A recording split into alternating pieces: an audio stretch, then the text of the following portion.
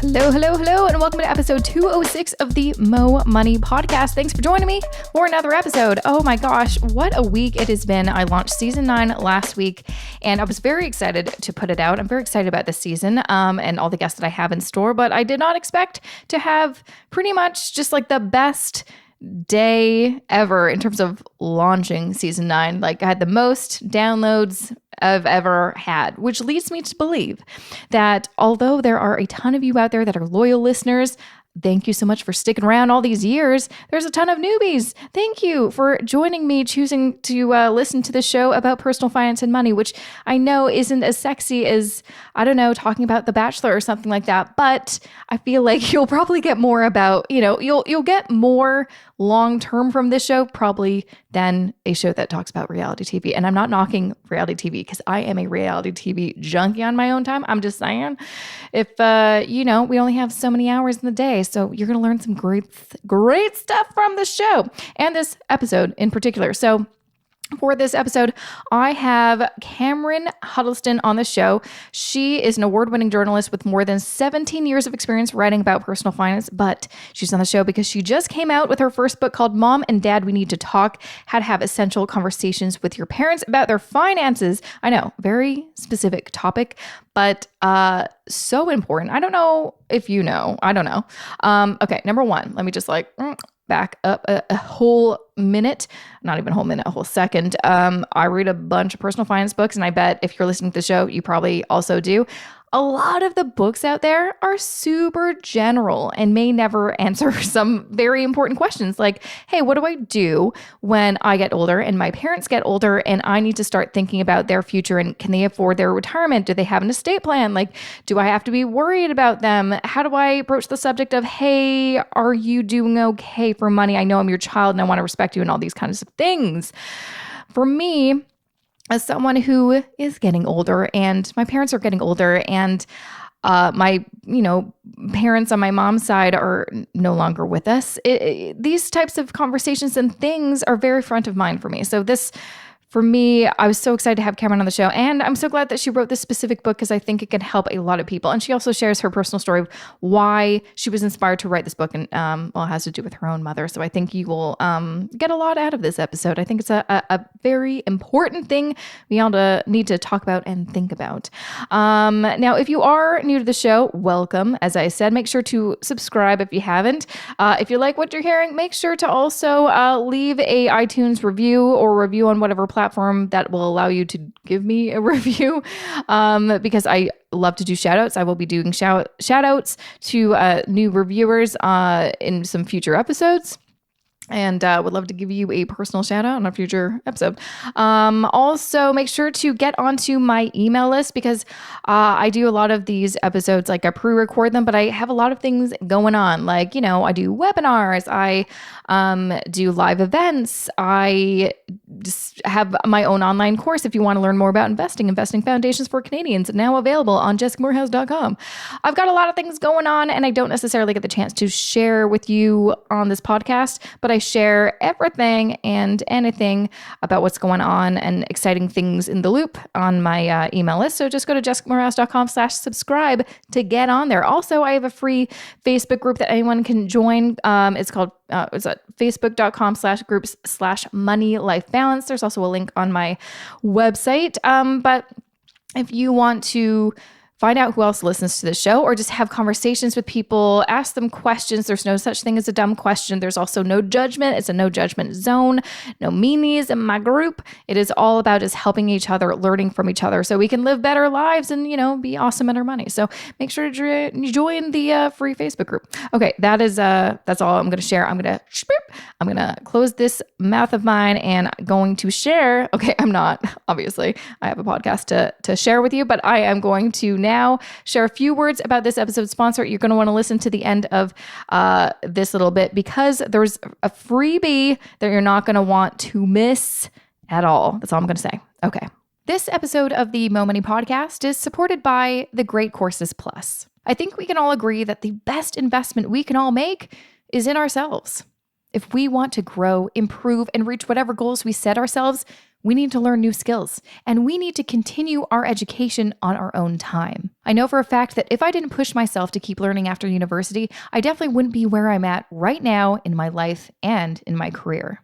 If you're ready to take action, the Great Courses Plus is a convenient and affordable way to do it. The Great Courses Plus gives you unlimited access to in-depth, reliable information across thousands of topics, such as understanding investments, improving your photography skills, exploring the cosmos, and so much more. Not only that, these courses are all presented by renowned and respected experts. I'm talking instructors with PhDs here, people who are not only knowledgeable, but also skilled at communicating big ideas. Plus, you can watch or listen entirely on your own schedule from anywhere. One of my recent favorite courses is called The Art of Negotiating the Best Deal, which goes into effective techniques and strategies to negotiate personally and professionally. If you want to check out what the Great Courses Plus has to offer, well, right now they are offering all Mo Money podcast listeners a free month of unlimited access to their entire library. Just visit thegreatcoursesplus.com/Mo Money to get access. Once again, that's thegreatcoursesplus.com/Mo Money to get one free month.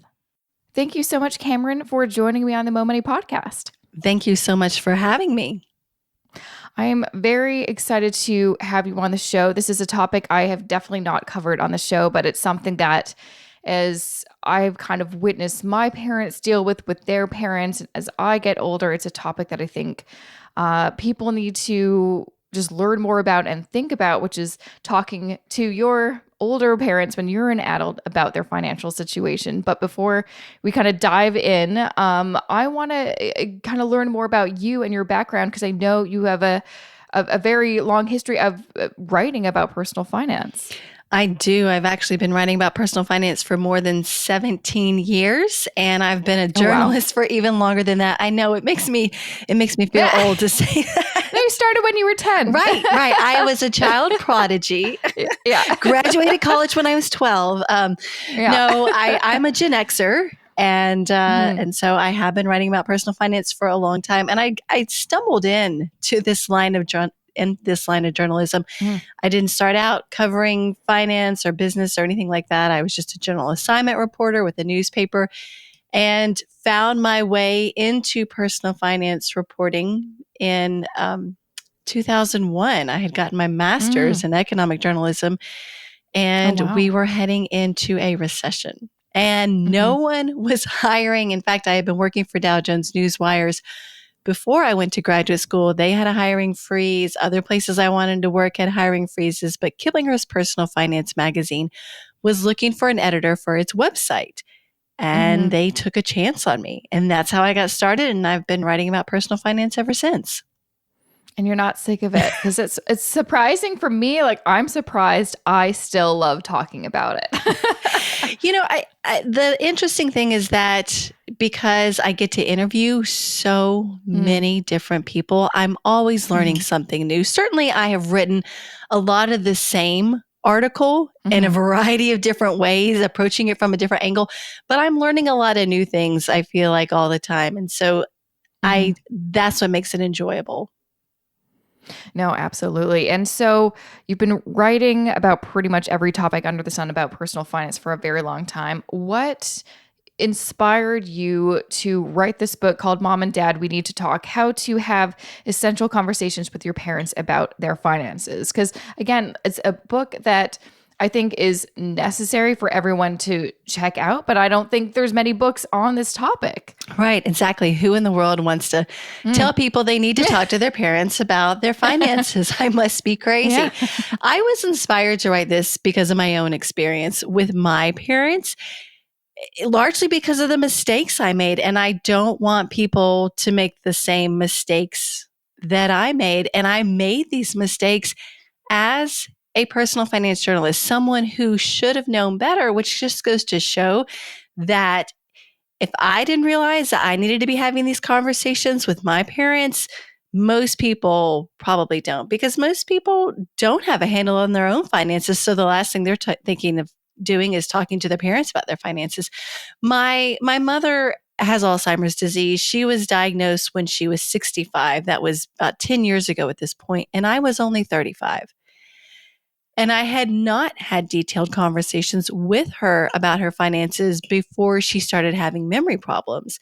Now, before she actually was officially diagnosed and I was seeing the signs that she was having trouble remembering things, I did scramble to get her in to meet with an attorney to make sure all of her legal documents were updated, which is so important.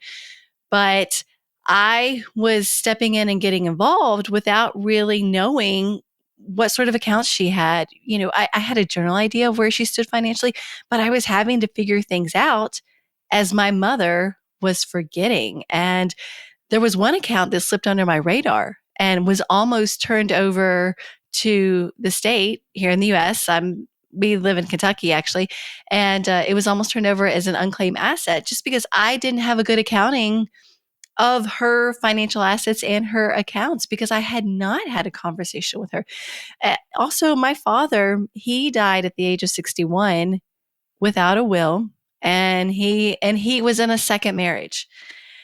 So, just kind of a nightmare on both sides. And I know that my situation is somewhat unusual, but of course everyone dies. It's a hard truth. And, you might never have to get involved with your parents' finances while they're living, but if they don't have legal documents such as a will, you're going to have a much harder time when your parents die dealing with what they've left behind. This can lead to all sorts of fighting among family members, a lot of stress for you.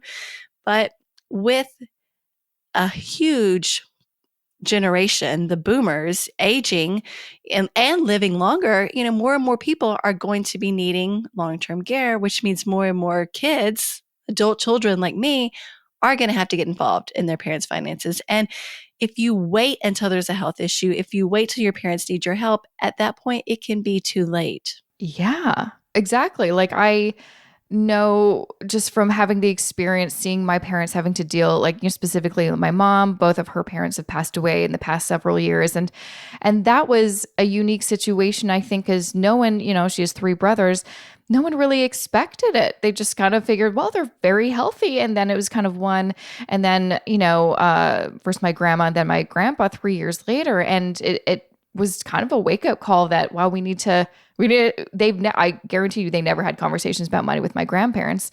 And now that I'm getting older, I'm in my 30s. So is my husband, our parents are aging. This is something like for me, I'm like, I definitely want to have these conversations with my parents well before it's too late, like you mentioned, because you don't want, like, there is, I found out there is a history of Alzheimer's in my family, and you never know what could happen. And, what if, like, my mom really is the money manager out of my parents. So what happens if she starts forgetting my accounts? I'm not sure if my dad would have that information. And there's a lot of things to consider. So, Jessica, I think your parents' situation is not unusual. That there's one spouse who handles the finances more than the other. And a big benefit of having these conversations with your parents is it can get them on the same page too. So that if one parent were to die before the other parent is in the know. And oftentimes it's sad to think this, but your parents aren't having these conversations with each other about their finances. And so if you're prompting them to talk, it's going to ensure that everyone is more prepared. Yeah, like I've never really thought about it, but I'm not sure how much my dad knows or doesn't know, or what kind of money conversation that they have. Like I talk to my mom once in a while because obviously I talk about money all the time for my job, but so that's another thing I'm going to have to bring up, I think, at Christmas time, just to, get a feel for, like, how do you do things? How should I be prepared? And, how much is dad involved and all that kind of stuff. And since you mentioned it, I will mention that if you're going to talk to your parents during the holidays, you want to be careful how you time it, because maybe not the best time of year to talk about it, is it? It's not so much you want to be careful not to have the conversation during a holiday gathering. Right. Oh, of course. Yeah. So, but but it is a private conversation, and there might be people there who don't need to be part of it, and those holiday meals can actually be stressful. And if it's the only time a year when you're with your parents during the holidays, or when your siblings are there too, what you could at least do is wait till the next day and say, Mom and Dad, my brothers and sisters and I have been wanting to talk to you. We don't have to have this conversation right now because it's the holidays and we're celebrating, but let's pick a time when we can all sit down together and talk. It's really important that we have these conversations. I know they might seem kind of awkward to start talking about your finances, but Mom and Dad, we want to be able to help you if you ever need help. And to do that, we're going to need some information from you. And we're going to need to start planning for emergencies that could arise as you get older. And we want to make sure that, if we have a plan, it's going to make things easier. We're not going to have to react because we've already been proactive. Yes, that is so key. I think so many people think, oh, I'll just deal with it when it happens. But if anyone's dealt with like an actual emergency in their lives, it is terrible to react because you may not make the smartest choice. You're just making a decision based off the little information you have and raw emotions. So it's always better to have a plan, always. And the other issue is that if you're reacting to an emergency, such as a health emergency, say mom has had a stroke and she's in the hospital and mom is now single because she's divorced or, your dad has passed away, you might not have legal access to her accounts to pay the bills for her because your mom has not taken the steps in advance to, allow you to have access to those accounts. In the US, it's the document is called power of attorney. And is it the same in Canada? Yeah, it's the same in Canada. Yep. And so, this legal document is so important. I would say it's more important than a will. This is the one document and the living will. It's also called an advanced healthcare directive here in the States. These documents, the power of attorney lets you name someone to make financial decisions for you if you no longer can. The living will, advanced healthcare directive, lets you name someone to make healthcare decisions for you and spells out what sort of end of life medical care you do or do not want. You had to be mentally competent to sign these documents. So if you wait till mother already has dementia, the attorney might not let you sign the documents. And at that point, it's too late. You're going to have to go through a lengthy court process to get access to your parents' financial accounts or to be named guardian, to make healthcare decisions for your parents. And that's a horrible situation that no one wants to have to go through. So waiting till that emergency arises, at that point, it can be too late. Is that kind of where you would suggest people start in terms of like what they should talk to their parents about? Like, hey, we just want to talk to you about, do you have a will or a power of attorney? Is that kind of a starting point, or is that kind of something that you build up to? That's a great place to start because if you find out anything, you want to find out that. Those documents are so important and you want to make sure your parents have them. And if they don't, you want to encourage them to meet with an attorney to get those documents. And if your parents can afford to meet with an attorney and maybe you're in a position where you can help out, you might want to suggest, hey, mom and dad, think of this as a gift from me. I would love to pay for these documents because it's so important that your wishes are spelled out in writing, that you've named someone to make financial decisions for you if something were to happen to you. And I know some parents might see it as giving up control, especially with that power of attorney.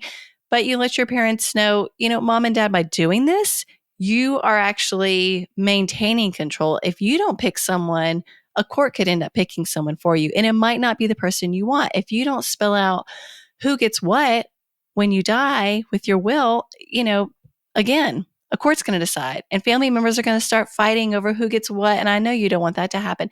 So talking about these legal documents can be a good way to start the conversation.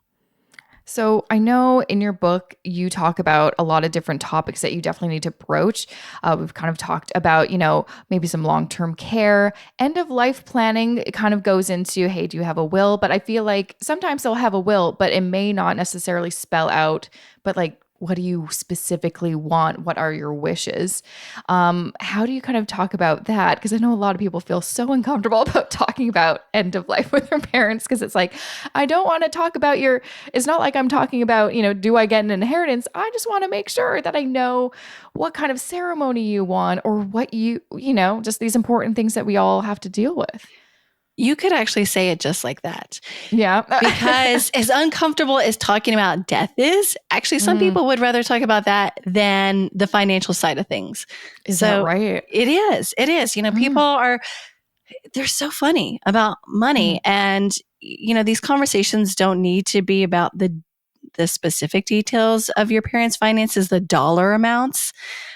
Certainly details like, where do you bank? What sort of accounts do you have? Those are important, but you can let your parents know, I don't need to know how much is in that bank account, that retirement account. I don't need to know whether I am, getting anything in your will. I just need to know you have one. But sometimes talking about those bigger picture issues, like what are your final wishes? That can sometimes break the ice. But yes, if you know that your parents really avoid the topic of death, that's certainly going to be more difficult. But one way to bring it up, especially if you have parents who have recently had to deal with the death of their own parents, get them talking about that. Mom and Dad, let's talk about that experience. I know it was hard for you. What were some of the hardest things you had to deal with? Oh, you didn't know whether your mom wanted to be cremated or buried? What do you want? Getting them to talk about their own experience with their parents might open the door more easily to having this conversation and getting them to think about it. My mother, when she was married to my dad, complained because she had asked him again and again what he wanted when he died. And he would always dodge the topic. He would say, and I'm not kidding, because my mother complained to me after they were divorced. She's like, you got to find this out from your dad. But she would say, yeah, your dad always said, just sharpen my toes and hammer me into the ground. And I am so grateful that my mother, before she developed dementia, told me exactly what she wanted, that she wanted to be cremated, that she wanted her friends to speak and share stories. I'm so grateful. And you can use a story to get your parents. You can say, hey, I had a friend who had a conversation with her parents and she's so glad because now she knows her mom wants to be cremated, or, her dad wants a party, not a depressing funeral service. Yeah. Yes, a somber service. He wants a party, and he wants it, in the backyard of the family home. Letting your parents know that a friend has had the conversation and how helpful it was for them, or you listen to this podcast and, hey, I've been thinking about this. I know it sounds kind of somber to talk about this, kind of morbid, but if we talk about it now, then it's going to make it easier for those of us who are left behind to deal with a very difficult situation. Yeah. And I guess is this something that you would want in writing, especially if, say, you have siblings or a big family that may have their own thoughts and feelings about things? I guess you don't want to just this is what they told me verbally. It's you'd probably want this in writing. So you could be like, no, this is specifically what they outlined. And here's the paper. Yes. It says so. Tell your parents to put it in writing. Same goes for that, the will. Don't just tell us who you think should get what, put it in writing. That end of life care that you might want, put it in writing. Don't just, assume that we can make the decision for you, because we don't want to make that important decision for you. Put it all in writing. And another thing that you can do to make it easier is to ask them to put all of their financial information in writing. List all of their accounts, their assets, their liabilities, everything in writing, passwords. Tell them to put that list someplace safe and tell you how to access it when the time comes, when there's an emergency. And you can agree on those situations when you would be allowed to access that information. Yeah, no, absolutely. This is something I need to get my my parents and then my husband's parents to do. So I feel like this is going to definitely inspire some people listening. You're like, okay, this is on the to-do list now. One thing I want to talk about, which is probably even more of an awkward conversation to have, is your parents' retirement savings.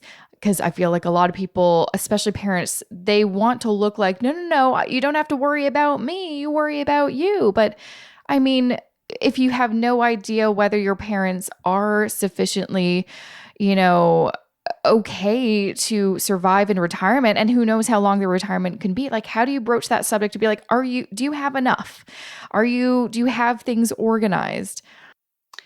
So when you try to broach this topic, you don't want to look like you're judging them in any way. So asking your parents if they have enough might not be the right way to do it. Not the right term. Yeah. So, and that's okay. You don't necessarily, you want to get the information, but you don't necessarily know how to go about it. So what you could do instead is ask them in more general terms. If they haven't retired already, say something like, hey, mom and dad, what is retirement looking like for you? What do you expect your retirement to be like? And their answer is probably going to give you a good clue as to where they stand financially. They might say, well, we haven't even thought about retirement. We probably are going to have to just keep working and working until we can work no more. And then you say, well, what if something, and then you get them thinking about issues that could arise. Well, that might work, but what if there's a health issue and you can't keep working like you've planned? What would you do then? And then get them thinking, not saying this in a judging way, but just, a little bit, just kind of matter of factly, like, oh, what would happen if this? Or if they're already in retirement, just say, how's it going? Are you doing the things that you thought you were going to get to do? And they might say, yes, it's been awesome. We're so glad that we saved enough to have the retirement of our dreams. Or they might say, well, I don't know. We thought we'd be traveling more, but it's so expensive to travel. We haven't been able to do it. And then you could suggest perhaps, well, I have some great tips on how to travel cheaply, or you can point them to websites or, articles about using, travel rewards credit cards, or, offering to help them as opposed to critiquing their decisions. Right, telling them they're doing it wrong or something. Yes, yeah. You don't want to do that at all, because you have to remember that even if your parents have made mistakes, they are still your parents. You are the child, and they think of you as the child, and they certainly don't want to get advice from their child. So which can be difficult depending on, for me, I'm like, I love to talk about this stuff, but for me, I know I have to respect my parents and whatever they're doing. So I don't really talk to them about finance too much, or oh, have you learned about this new thing? Because in general, I feel like I get the sentiment they're like they are on their own journey and they're good. If they have a question, they'll ask me, but otherwise that's kind of me interfering, and I never want to look like I'm interfering. You're right in some regards. Yeah. Your parents are on their own journey, mm-hmm. but don't assume that if they have a question, they're going to ask you. Yeah, that's fair. That's fair. Mm-hmm. You don't have to, like I said, ask for specifics initially.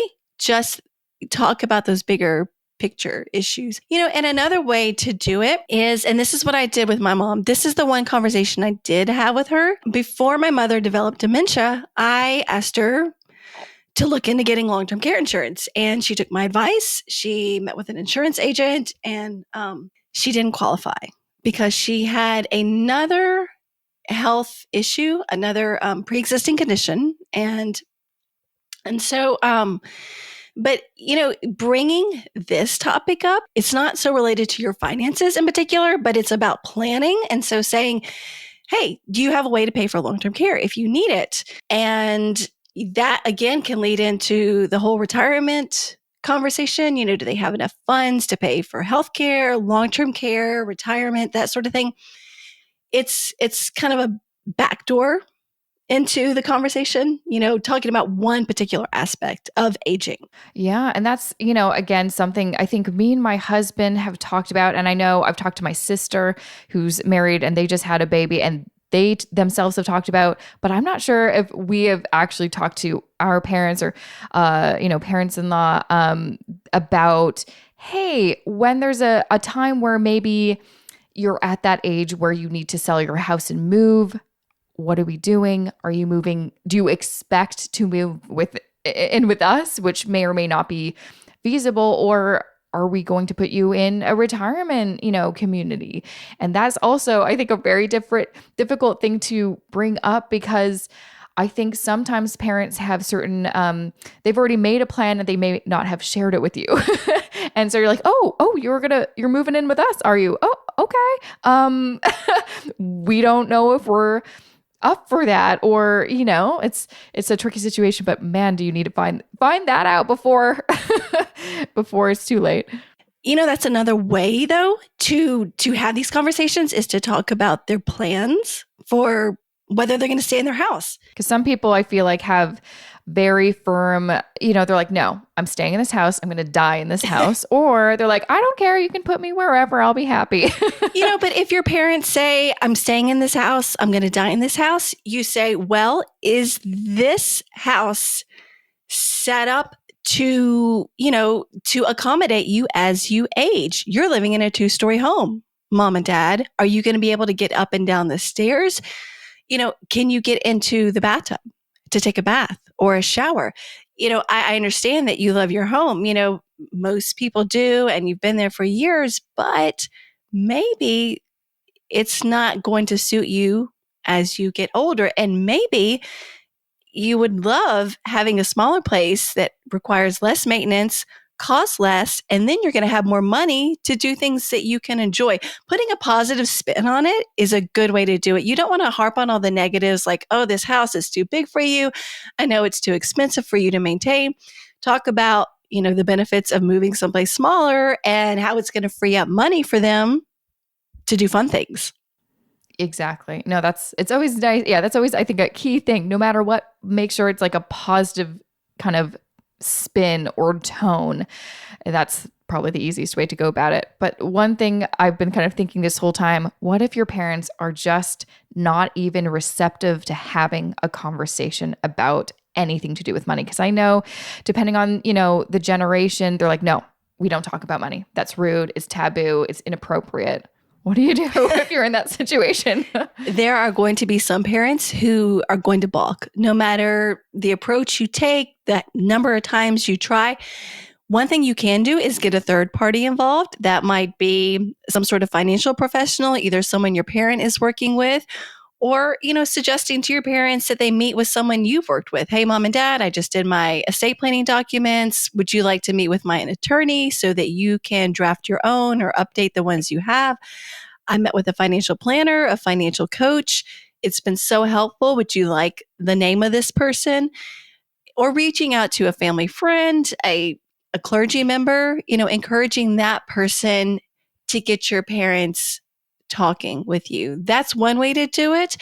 Again, telling them you don't have to tell me this information, but if you could write it down, at least for me, and tell me where to find it, and we'll agree on those situations when I can access it. That's another option. I think the bigger problem though is if you have parents who are not on top of their finances and will likely need your help or support, and they're refusing to talk to you, and you don't know the extent of support they're going to require because you don't know if they have any retirement savings or any sort of plan to pay for long-term care, whether they can cover healthcare costs.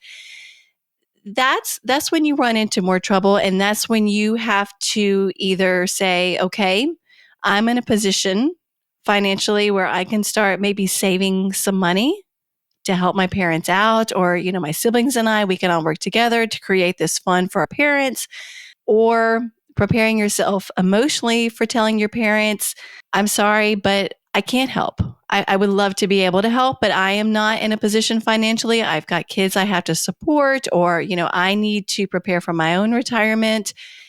I wish I could help you, but I can't, because you have to remember that your finances do take priority, especially if you have kids, because you don't want to put your kids in a situation where they have to support you. Yeah.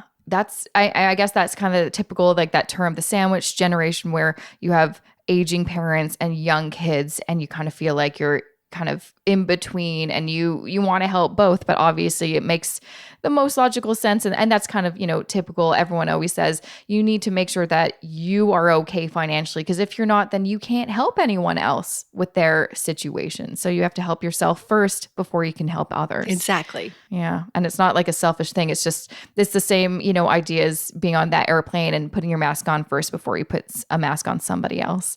But that's a difficult situation if you do have to tell your parents that you're like, I just can't afford it. What what do you do if you are in that situation? Is it just a matter of, I can't financially help you, I can't give you money, but I can possibly help you in terms of some other type of support?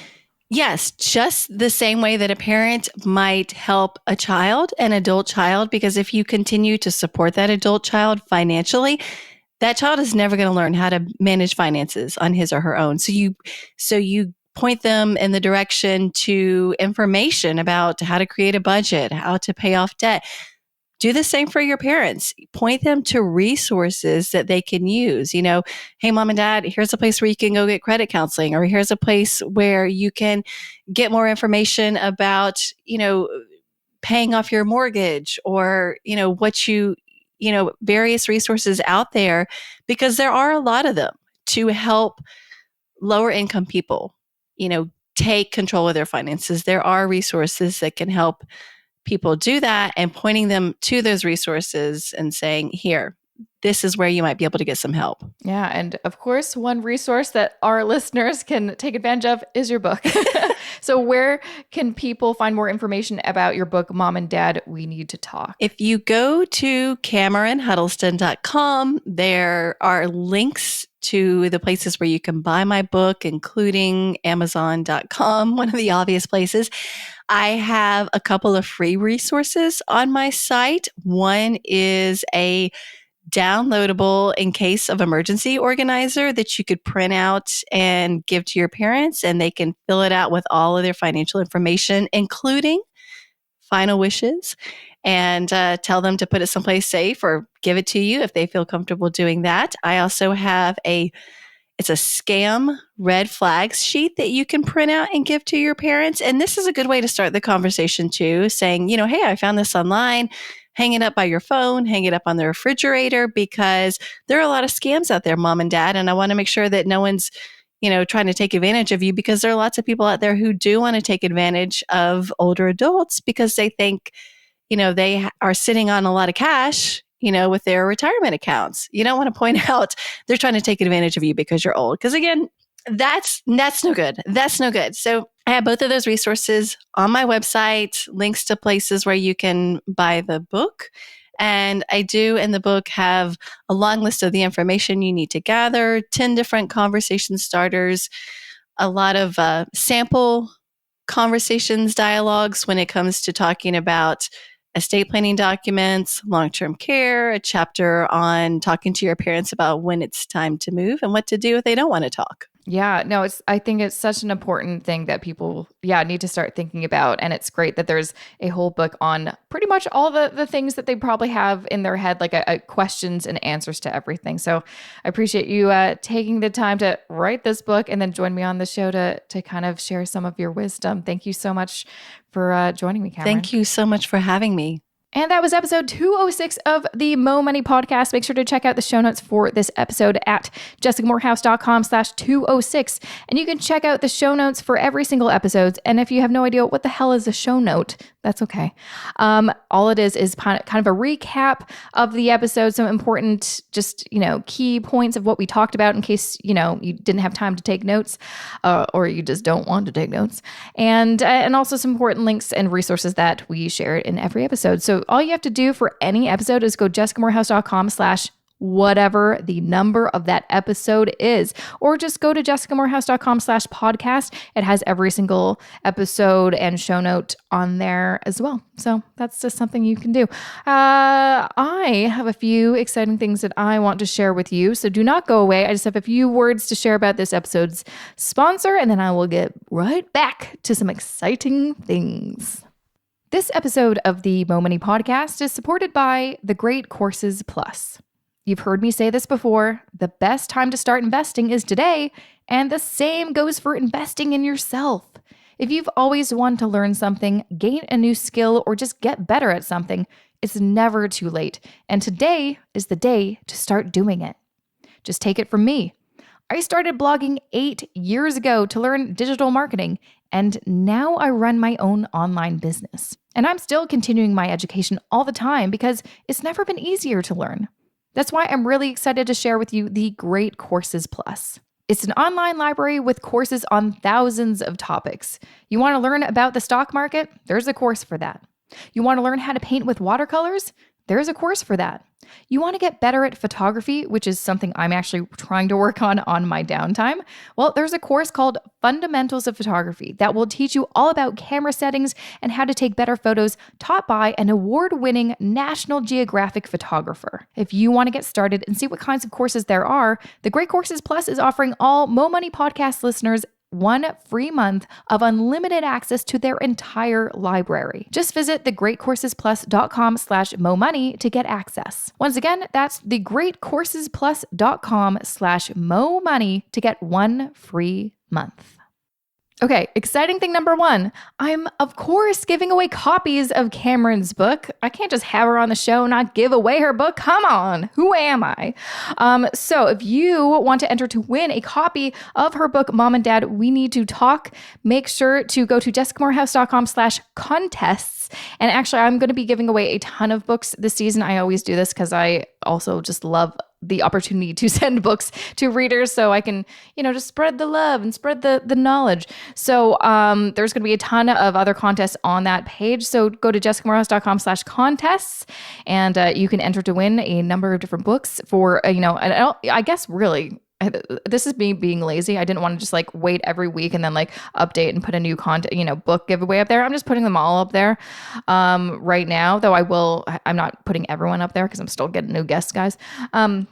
But this will kind of give you a sense of who is going to be on the show in the future. So make sure to go there, jessicamorehouse.com/contests. Why not? It's free books, guys. I think I also mentioned this last week, maybe? I can't remember.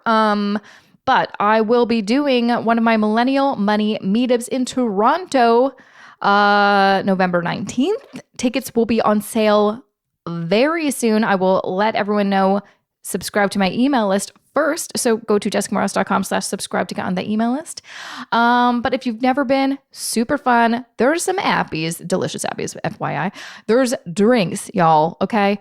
And there's going to be a wonderful panel discussion, me moderating, a special guest, and another special guest. I'm going to reveal that when I put tickets on live and whatever like that. But it's also a great chance to meet other people that listen to the show or are in the Facebook group or read my blog or whatever. Get to, nerdy money talk with them. And also, you get to see me and hang out with me. Why not? Come on. Super fun. So look out for that. That will be happening very soon.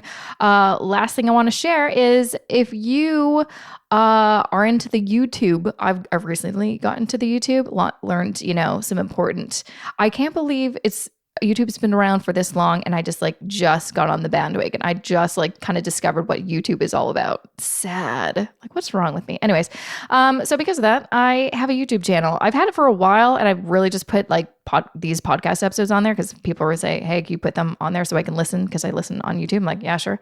But now I actually create amazing content and videos. And I always want to know what you want to learn more about, but I love doing video. I have a film degree, better use it because otherwise that was expensive and useless. And you can check it out at youtube.com/c/JessicaMorehouse1 or no, that's way too long. Go to jessicamorehouse.com/YouTube and that'll take you right there. Okay. Or search my name on YouTube or whatever. But go there, subscribe, check out all the new videos I've got going on. And we'll have a good time on the YouTubes together. That is it for me. I'm gonna wrap this up right now. Thank you so much for joining me for this episode. I'm gonna see you back here next Wednesday with a fresh new episode that you're gonna love. Thanks again for listening. Make sure if you're subscribed, or thank you. But also if you liked what you hear, give me an iTunes review. I'll give you a shout out on a future episode. All right, that is it for me. Have a good rest of your week and take it easy.